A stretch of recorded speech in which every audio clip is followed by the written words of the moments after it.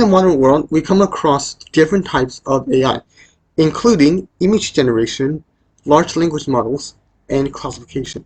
In probability, everything is described as basic experiments and random variables. Determining if an image is Taylor Swift is described with a conditional probability. Determining if a sentence is happy, neutral, or sad requires a random variable with outcomes 0, 1, or 2. All of these tasks are subkinds of machine learning/deep learning. Protein classification is supervised learning. Image classification is unsupervised learning. And large language models, including self-attention, is self-supervised. In this video, we'll discuss why probability theory is so relevant in machine learning and modern AI.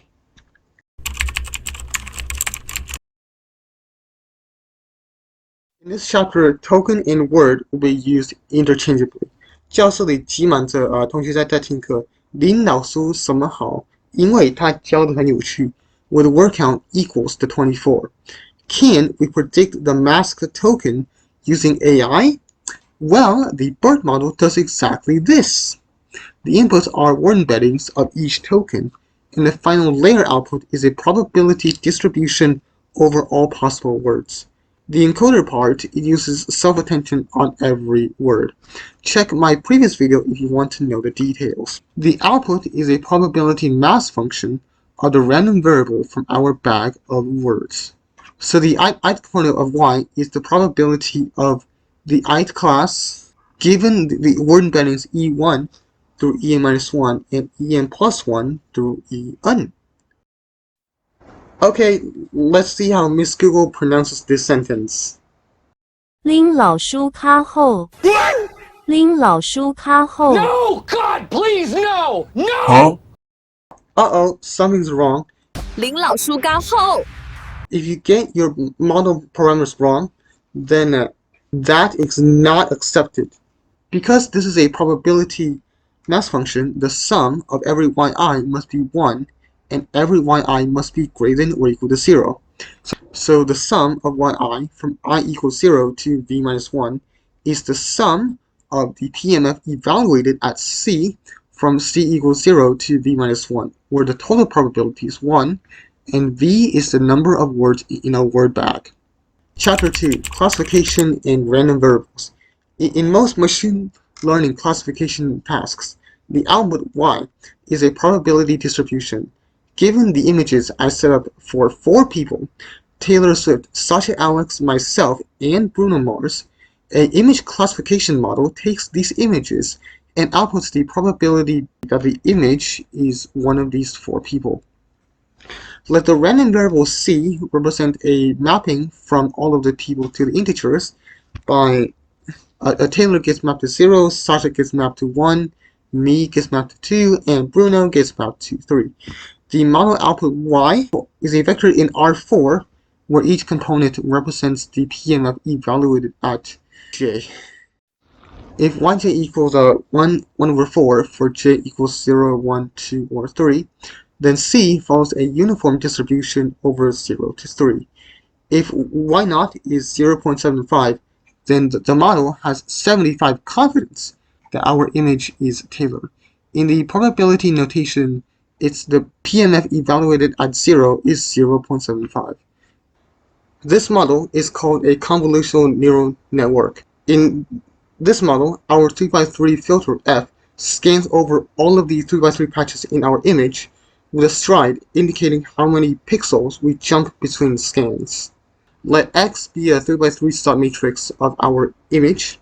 Then the convolution score is given by the sum of Fij x ij, where ij runs from 1 to 3, which is also called the Frobenius inner product of f and x.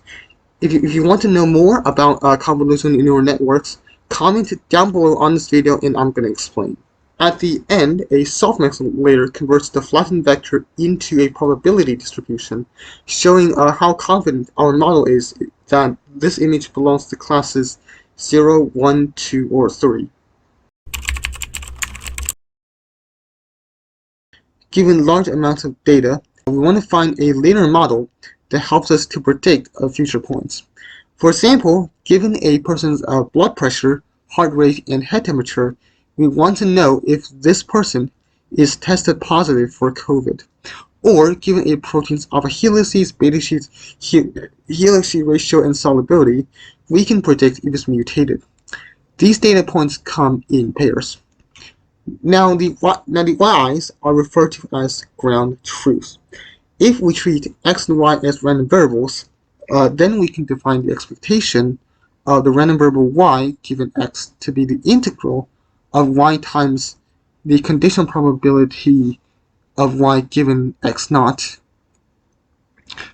where this notation f sub to 1 is the conditional probability of y. Convert to the definition of conditional probability. Now, if this condition has the form y equals w dot x plus b, then this hyperplane is the linear regression model of y on x. We optimize the parameters w and b by minimizing this least squared error, which is the expectation of y minus w dot x minus b all squared for some w and b. This is called the least squares approximation.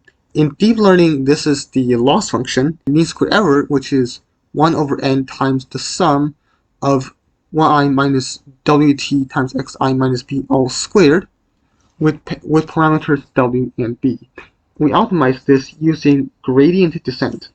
We first take the gradient with respect to w and b. This is a vector function that points in the steepest increase of L. Since we want to minimize the loss, we take the negative of the gradient of L along with a fixed step size eta. This step size is called the learning rate of our model. The process of taking the gradient and updating our parameters is called backpropagation. When we iterate this over many times, the loss function will converge to a local minimum. Right now, we have smart chatbots like ChatGPT, Gemini 3, and generative public models like NanoBanana, VO3, and Sora. All of these AI models use deep learning to create pretty pictures and videos, like this image of Sayuri riding a hot air balloon. They run on several billion parameters, and the output vectors have more than 1,000 components. The burning question is, will AI ever replace us? Not completely, but someone that knows and uses AI more practically than you might. We are at the start of a huge era in the AI community, an era where anything is possible with just a few prompts and tokens. So run, don't walk. AI is not likely to replace you, but someone using AI better than you might.